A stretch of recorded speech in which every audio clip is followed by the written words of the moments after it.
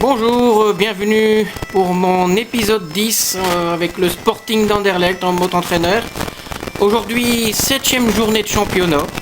Nous allons jouer contre le 15e du classement. Nous autres classés 9e.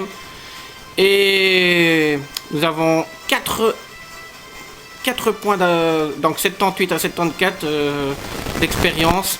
Donc nous avons 4 points d'avance en espérant que nous allons les battre sur le terrain. Alors nous allons jouer donc contre le FK Oderstech. Dans quelques instants, la composition des deux équipes. Voici la composition donc des deux équipes. Tout d'abord l'équipe à domicile, le Sporting d'Anderlecht, donc mon équipe. Alors je joue en 4-2-1-3. Alors voici donc les 3 attaquants. Nous avons à l'aile gauche le numéro 70 Vargas. À l'aile gauche le numéro 18 Acheampong. À l'attaque, le numéro 45, Mitrovic. Le numéro 34, donc dans le milieu de terrain, Jadi. Alors, toujours les milieux de terrain, nous avons le numéro 10, Denis Pratt. Le numéro 19, Kleistan. En défense, à l'aile droit, nous avons le numéro 39, Anthony Vandenborg. À l'aile gauche, Olivier Descat, le numéro 3. Après, nous avons Bourard, le jeune du cru, donc dans le jeu, le numéro 35. Et enfin, le numéro 14, Neuting. Et dans les buts, le capitaine de l'équipe, Silvio Proto. Nous passons maintenant à l'équipe du FK Oderstech. À l'attaque, eux, ils jouent en 4-1-3-2. À l'attaque, nous avons à l'aile droit le numéro 23, Ernst Meyer. À l'aile gauche, numéro 10, Vermel, le numéro 9, Lampertsen, donc en milieu. Alors numéro 7 à l'aile droit, Neudenem, le numéro 26 à l'aile gauche, Tchabalala, le numéro 24, Djourou. Maintenant les défenseurs, le numéro 4, Perlinstener, numéro 26 à l'aile gauche, Nkounri, numéro 14, Ogostok, le numéro 2, Xilosart.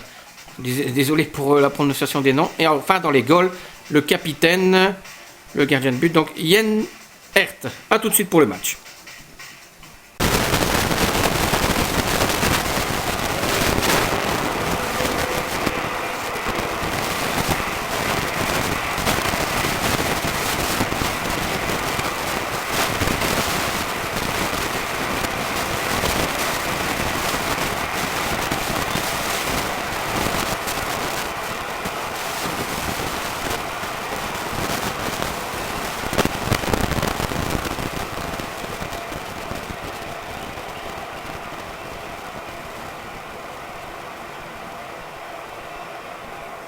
Bonjour et merci de nous retrouver, Darren Tullet et moi-même, Grégoire Margoton, pour le match d'aujourd'hui.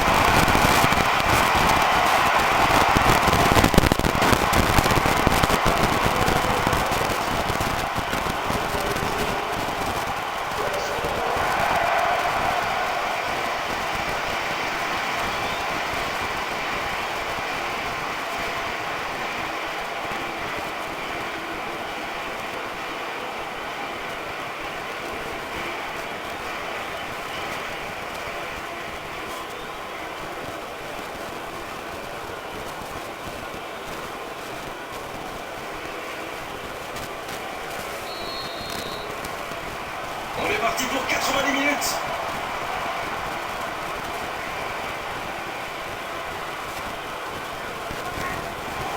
C'est passé.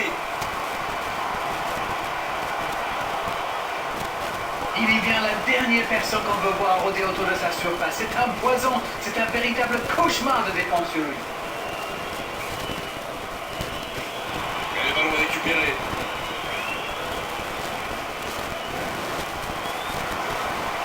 retrouve la défense.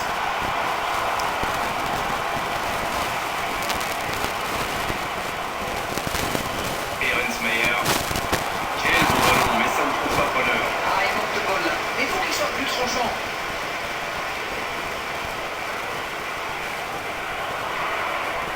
On joue depuis un quart d'heure dans la première mi-temps.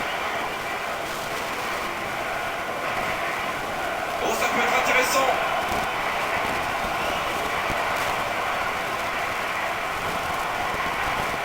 Il peut y aller. Mado en jeu, il y va. Il est sur le côté, il peut tenter un centre. Il tire. Il frappe à quelques... Ungerville. Oh, ça peut être intéressant. Une très grande ouverture. Il n'hésite pas à participer à l'effort défensif. Pour un attaquant, c'est bien. C'est vraiment un joueur complet. Il est capable de tout en fait. C'est passé.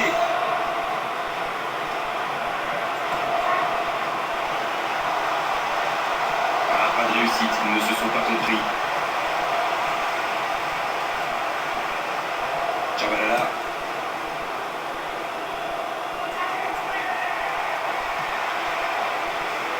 Il est servi. C'est bien défendu ça. Ungerville joue. Un très long ballon. Ah non, c'est trop facile pour le défenseur.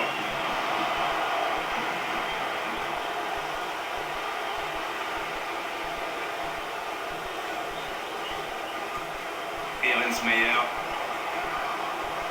Un ballon envoyé en hauteur. Intervention décisive, il y avait danger. Coup de sifflet, fin de la première mi-temps. Il faut vraiment avoir le moral pour jouer attaquant dans cette équipe. Pas une seule frappe dans les 45 premières minutes. C'est du jamais vu.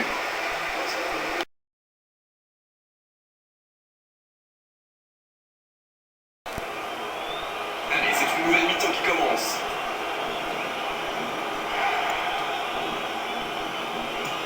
Très belle ouverture. Ungerville. Mais ce ballon en retrait vers le gardien.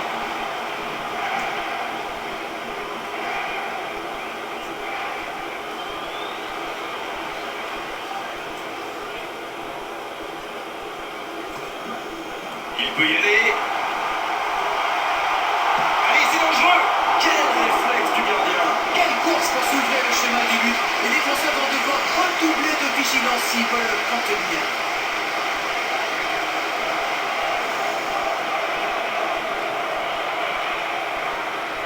Quelle activité dans cette surface. On va surveiller les contacts au moment du corner.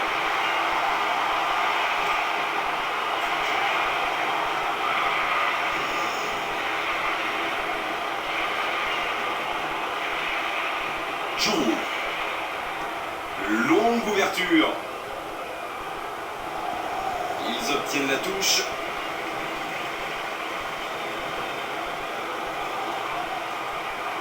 Elle était facile cette passe pourtant.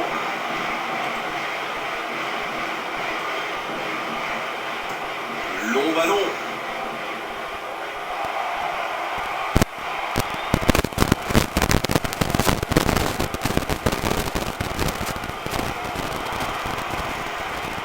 Pour trouver la faille dans la défense. Il frappe au but. Oh, pourtant la passe était parfaite. Ça démontre toute l'efficacité de ces ballons en profondeur. Tout ce qui manquait, c'est une meilleure finition.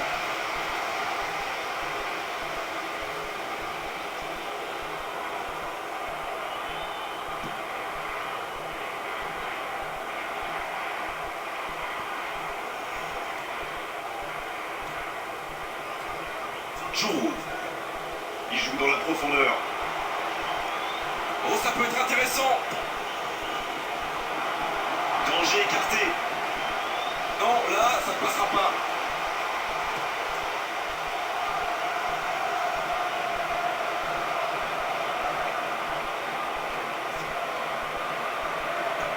Il est sur le côté.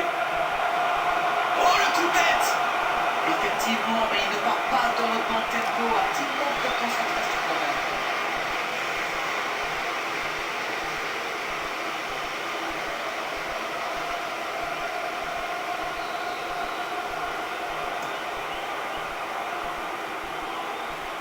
bon timing sur cette interception. Ah, il peut mieux faire sur ses passes.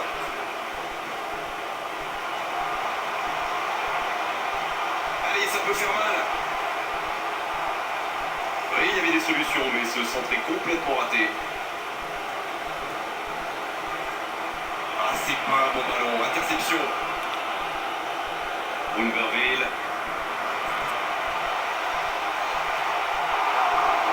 Oh, quel déchet dans la dernière passe. Longue ouverture. Allez, il faut qu'il retrouve son toucher. Pour l'instant, ça ne passe pas.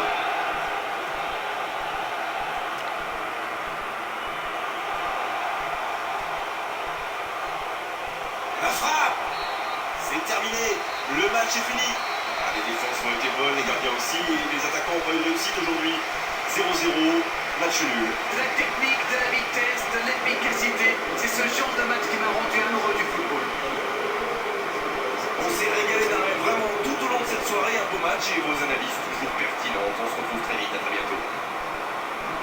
Et voici les résultats donc de cette 7e journée. Et oui, encore un match nul de plus. Décidément, on n'en finit plus avec les matchs nuls. Après le match nul contre Ioannescu de la fois passée, 0-0. Et alors le match contre Adodonac que nous avons gagné en coupe au tir au but. Donc voici les résultats de cette 7e journée de championnat. Le CD Ralton Vegua contre Wandengington 0-0. Le KS Sleslois contre le Cercle Ioanneniku 0-1, l'équipe que nous avons affrontée la semaine passée. Jorudberg FF contre le KVC Merkugord 2-0. Anderlecht FC Oderstrecht, vous venez de le voir à l'instant, 0-0.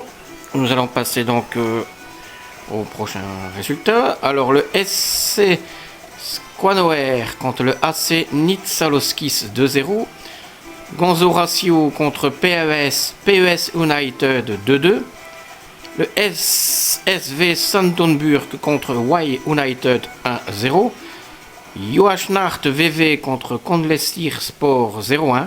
Et le SD Kazzola contre le FC Nortovka 0-0. Nous allons passer à présent au classement. Le classement, le premier c'est le CD Ralton Vegua avec 15 points, suivi de PES United 15 points à la deuxième place avec une différence de but de +1.